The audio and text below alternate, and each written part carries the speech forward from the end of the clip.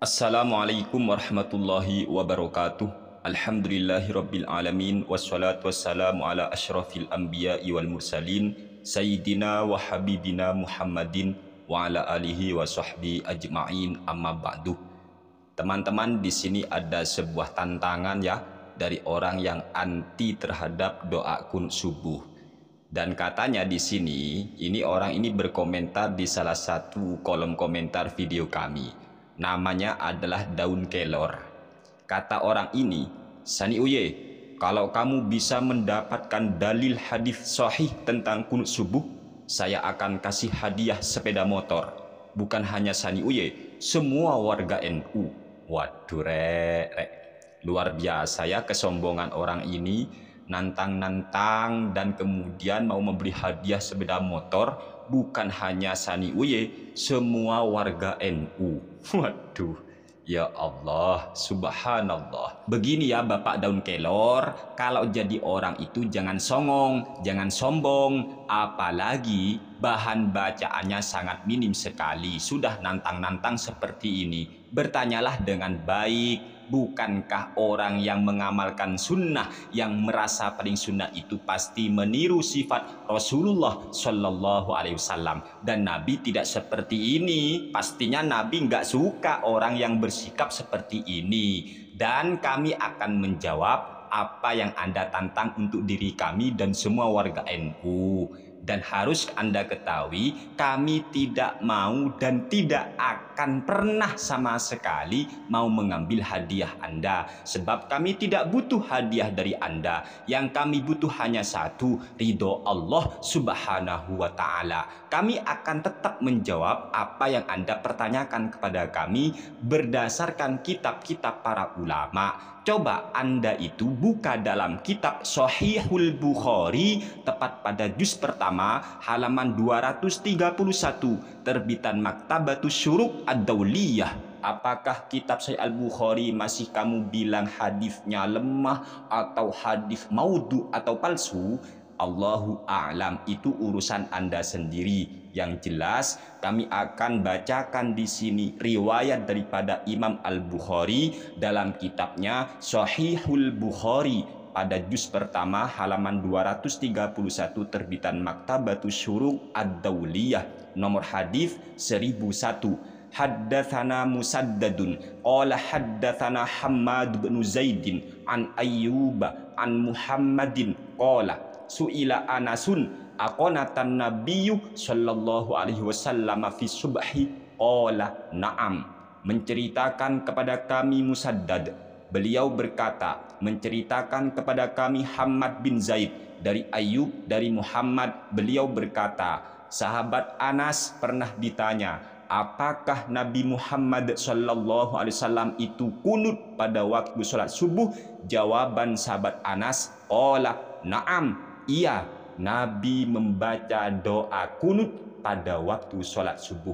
Ini bukan kata saya, tetapi kata Imam Al-Bukhari. Kami hanya sekedar membacakan saja. Diterima iya, nggak diterima no problem. Itu urusan Anda kelak di akhirat dengan Allah Subhanahu wa Ta'ala. Masih kurang?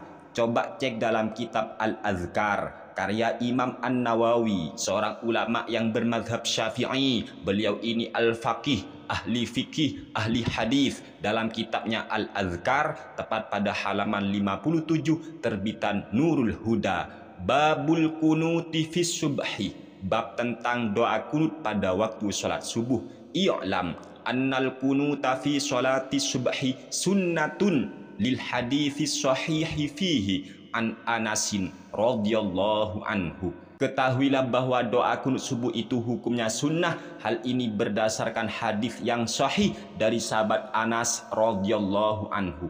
Anna Rasulullah sallallahu alaihi wasallam lam yazal yaqnutu fi subhi hatta faraqad dunya. Sungguh Nabi Muhammad, utusan Allah Subhanahu wa Ta'ala, Rasulullah Sallallahu Alaihi Wasallam itu lam yazal, selalu, continue, yaqnutu fi subhi. Nabi selalu membaca doa kunut subuh hatta faraqad dunya, hingga beliau wafat atau meninggalkan dunia. Rawahul Hakimu Abu Abdillahi fi Kitabil Arba'ina wa qala hadithun sahihun. Hadis ini diriwayatkan oleh Imam Al-Hakim atau Imam Abu Abdillah Al-Hakim. Ini kata beliau, orang ahli hadis ini, ulama ahli hadis Imam Al-Hakim, kata beliau hadithun sahihun.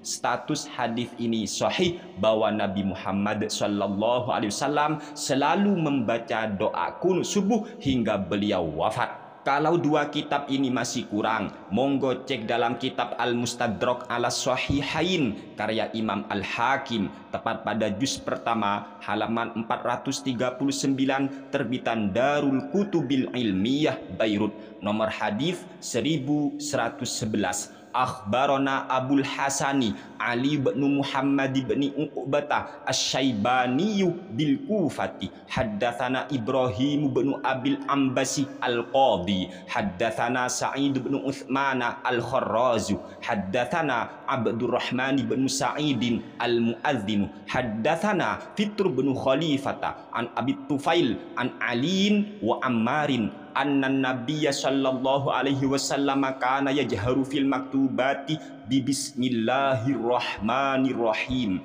wa kana yaqnutu fi salatil fajri wa kana yukabbiru min yaumi arafata salatal ghadati wa yaqta'uha salatal asri akhir ayyamit tasyriqi. Hadza hadithun sahihul isnadi wala a'lamu fi ruwatihi mansuban ilal jarhi. Dari Sayyidina Ali dan dari Ammar, sesungguhnya Nabi Muhammad sallallahu alaihi wasallam kana yajharu fil maktubati bi bismillahirrahmanirrahim. Beliau Nabi kita Muhammad sallallahu alaihi wasallam itu menyaringkan bacaan basmalahnya ketika salat maktubah. Wa kana yaqnutu fi sholatil fajri, dan beliau itu membaca doa kunut pada waktu sholat fajar atau sholat subuh. Komentar dari Imam Al-Hakim, seorang ulama ahli hadis ini apa? Hadza hadithun sahihul isnadi. Hadis ini adalah hadis sahih sanadnya. Wala a'lamu fi ruwatihi mansuban ilal jarhi, dan saya tidak tahu dalam rawi hadis ini ada yang dinisbatkan terkena jarah. Enggak ada. Artinya apa? Hadis ini jelas tidak punya masalah. Ini kata para ulama, bukan kata kami. Kami sekedar membacakan saja. Lah biasanya orang yang anti kunut subuh itu setelah diberitahu bahwa doa kunut subuh itu hadisnya adalah hadis sahih, mereka biasanya akan berkata lagi begini, oke, kami akui bahwa dalil doa kunut subuh itu memang hadisnya adalah hadis sahih, tapi kesunahan doa kunut subuh itu sudah dimansuh karena Nabi telah meninggalkan doa kunut subuh. Biasanya begitu teriakan mereka setelah mereka disodorkan hadisnya hadis sahih. Masih ngeles lagi. Ya biasa teman-teman, mereka itu memang tidak mau dan tidak butuh hujah, melainkan butuh hidayah. Untuk menjawab komentar mereka itu, kami di sini akan membacakan kitab Al-Majmu' Syarhul Muhadzab karya Imam An-Nawawi, tepat pada juz 4 halaman 495, terbitan Darul Kutubil Ilmiyah. Kata Imam An-Nawawi, wa ammal jawabu an hadithi Anasin wa Abi Hurairah radhiyallahu anhuma fi qawlihi thumma tarakahu fal muradu tarkud du'ai ala ulaikal kufari wa la'natihim faqat la tarku jami'il kunuti au tarkul kunuti fi ghairi subhi. Untuk menjawab hadis dari pihak yang anti kunut subuh itu kan biasanya berdasarkan hadis dari sahabat Anas dan hadis sahabat Abi Hurairah.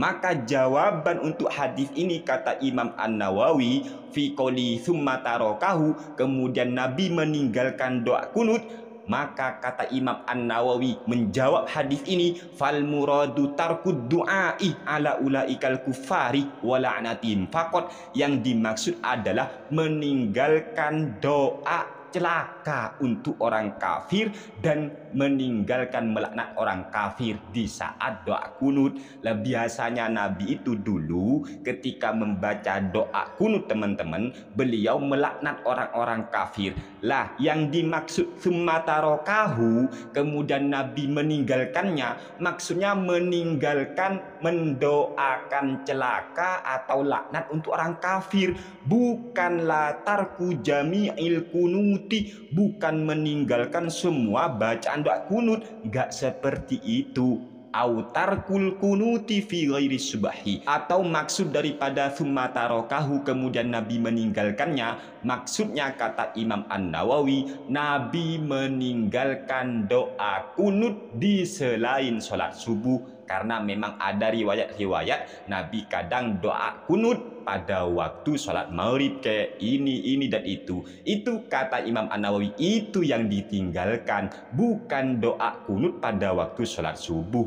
Wa hadzat ta'wilu muta'ayyanun. Lah takwil seperti ini, pemahaman hadis seperti ini harus, tentu ini sudah harus begitu cara memahami hadisnya, kata Imam An-Nawawi. Mengapa begitu? Li'anna haditha Anasin fi qawlihi lam yazal yaqnutu fi subhi hatta faraqad dunya sahihun sharihun fayajibul jam'u bainahuma. Karena hadis dari sahabat Anas ketika beliau berkata Nabi selalu membaca doa kunut subuh hingga beliau wafat, sahihun sharihun, hadis ini sangat sahih, sudah jelas sekali, sehingga fayajibul jam'u bainahuma, maka wajib hadis ini dikompromikan. Nabi selalu membaca doa kunut subuh hingga beliau wafat. Apabila Nabi Muhammad sallallahu alaihi wasallam selalu membaca doa kunut subuh hingga beliau wafat,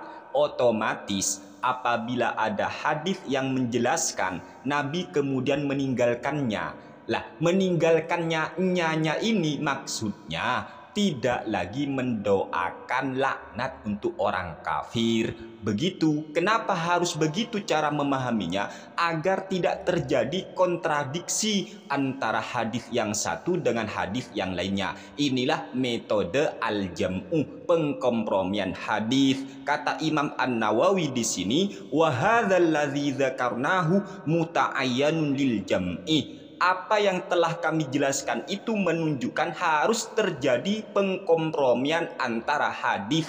Wa qad rawa al-Baihaqi bi isnadihi an Abdirrahmani ibni Mahdiin al-Imami annahu qala innama tarakal la'na. Sungguh Imam Al-Baihaqi meriwayatkan hadis dengan sanadnya dari Abdurrahman bin Mahdi al-Imam bahwa beliau itu meninggalkan laknat. Lah ini tidak melaknat lagi dalam doa kunutnya. Makanya yang dimaksud meninggalkannya maksudnya meninggalkan melaknat orang kafir.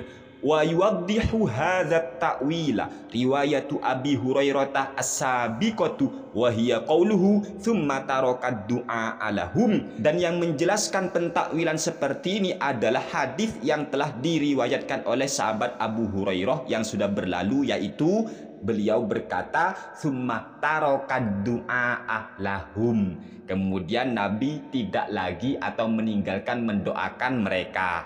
Wal jawabu an hadithi Sa'd bin Tariqin anna riwayatal ladzina athbatul kunuta ma'ahum ziyadatu ilmin wa hum aktsaru fawajaba taqdimuhum. Dan untuk menjawab hadis dari Sa'd bin Tariq, apa hadis dari Sa'd bin Tariq ini? Yaitu beliau ini bertanya kepada ayahnya tentang doa kunut subuh. Ternyata kata ayahnya hal itu adalah hal baru, muhdatsah. Lah untuk menjawab riwayat hadis itu, kata Imam An-Nawawi di sini ternyata anna riwayatal ladzina asbatul kunuta ma'ahum ziyadatu ilmin wa hum aktsaru fawajaba taqdimuhum. Riwayat para ulama ataupun para rawi yang menyatakan Nabi membaca doa kunut subuh itu ma'ahum ziyadatu ilmin, beliau semuanya itu ada tambahan pengetahuan. Artinya apa? Kalau dari riwayat Sa'ad bin Thariq ini ketidaktahuan bahwa Nabi itu membaca doa kunut, sedangkan ulama yang menyatakan Nabi membaca doa kunut itu pengetahuan. Ya tentunya orang yang tahu harus didahulukan,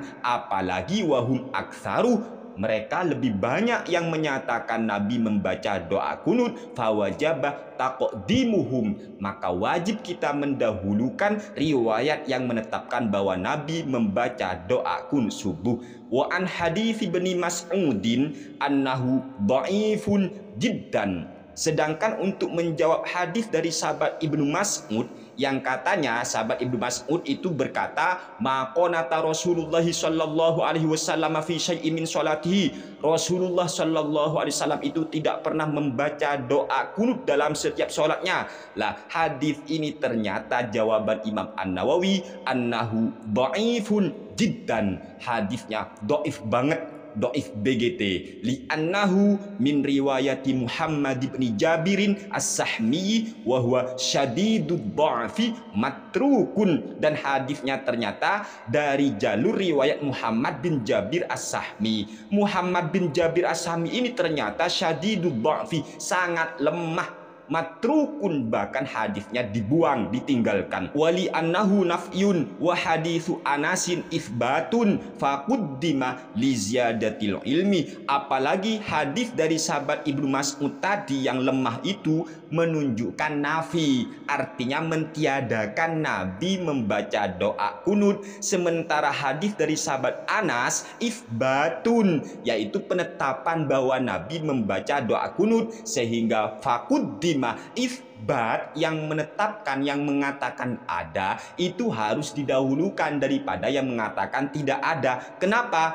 Li ziyadatil ilmi, karena ada kelebihan ilmu. Contoh teman-teman, kalau ada orang ditanya, apakah Anda tahu bahwa si A punya mobil? Lalu dia jawab, saya tidak tahu. Lah, ini jawabannya. Kemudian Anda nanya lagi ke orang lain, apakah Anda tahu bahwa si A punya mobil? Dia jawab, saya tahu dia punya mobil. Lah, yang mengatakan saya tahu punya mobil itu harus didahulukan daripada orang yang mengatakan tidak tahu. Kenapa? Sebab orang yang mengatakan saya tidak pernah melihat dia punya mobil, saya tidak tahu dia punya mobil, itu menunjukkan ketidaktahuan. Sedangkan orang yang mengatakan saya tahu, lah ini kelebihan ilmu, li ziyadatil ilmi, sehingga faquddima harus didahulukan. Wa hadits Ibnu Umar annahu lam yahfazhu aw nasiyahu wa qad hafizahu Anasun wal Bara bin Azibin wa ghairuhuma faquddima man hafizah. Sementara hadis dari sahabat Ibnu Umar yang mana beliau menyatakan saya tidak hafal atau saya lupa tentang masalah doa kunut itu, ternyata sahabat Anas ataupun Al-Bara bin Azib maupun sahabat-sahabat Nabi yang lain ternyata menghafal, ternyata ingat bahwa Nabi itu membaca doa kunut subuh, sehingga faquddima man hafizah. Maka yang harus didahulukan ya pasti orang yang, atau sahabat lah, sahabat yang menghafal, artinya sahabat yang menyatakan Nabi membaca doa kunut subuh. Wa an hadits Ibnu Abbasin annahu dhaifun jiddan. Sedangkan untuk menjawab hadis dari sahabat Ibnu Abbas yang mana beliau mengatakan al kunutu fi subhi bid'atun, kunut pada waktu salat subuh itu bid'ah, itu dhaif dan lemah sekali. Dan hadis ini juga diriwayatkan oleh Imam Al-Baihaqi dari jalur riwayat dari Abu Laila Al-Kufi. Beliau menyatakan bahwa hadis ini tidak sahih. Wa Abu Laila matrukun, dan Abu Laila sendiri orangnya matruk, ditinggalkan hadisnya. Wa qad rawaina an Ibni Abbasin, bahkan sungguh kami telah meriwayatkan dari Ibnu Abbas radhiyallahu taala anhuma annahu qanata fi subhi, bahwa Nabi itu membaca doa kunut subuh. Wa an hadithi Ummi Salamata annahu dhaifun. Sementara untuk menjawab hadis dari Ummu Salamah yang mana Ummu Salamah katanya sih menyatakan naha Rasulullah sallallahu alaihi wasallam anil kunuti fi subhi, Nabi melarang untuk membaca doa kunut subuh. Jawaban Imam An-Nawawi annahu dhaifun, hadis itu lemah, li annahu min riwayat riwayati Muhammad bin Ya'la an Ambasata bin Abdirrahmani an Abdillah bin Nafi'in an abihi an Ummi Salamata. Hadis itu lemah disebabkan riwayatnya dari Muhammad bin Ya'la, dari Ambasah bin Abdirrahman, dari Abdillah bin Nafi', dari ayahnya, dari Ummi Salamah. Qala ad-Daraqutni haula'i thalathatu du'afa'u wa la yasihhu li Nafi'in sama'un min Ummi Salamata wallahu a'lam.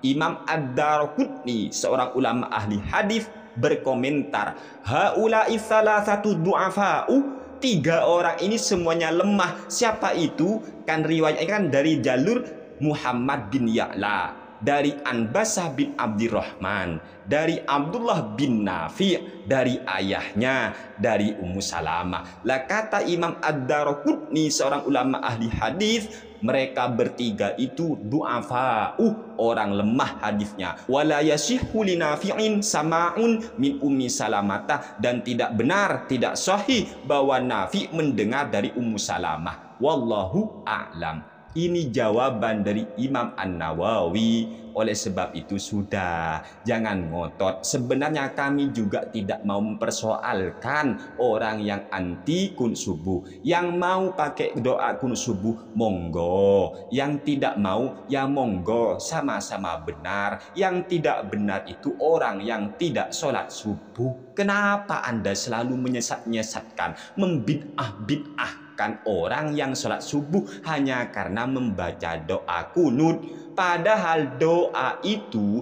zikir.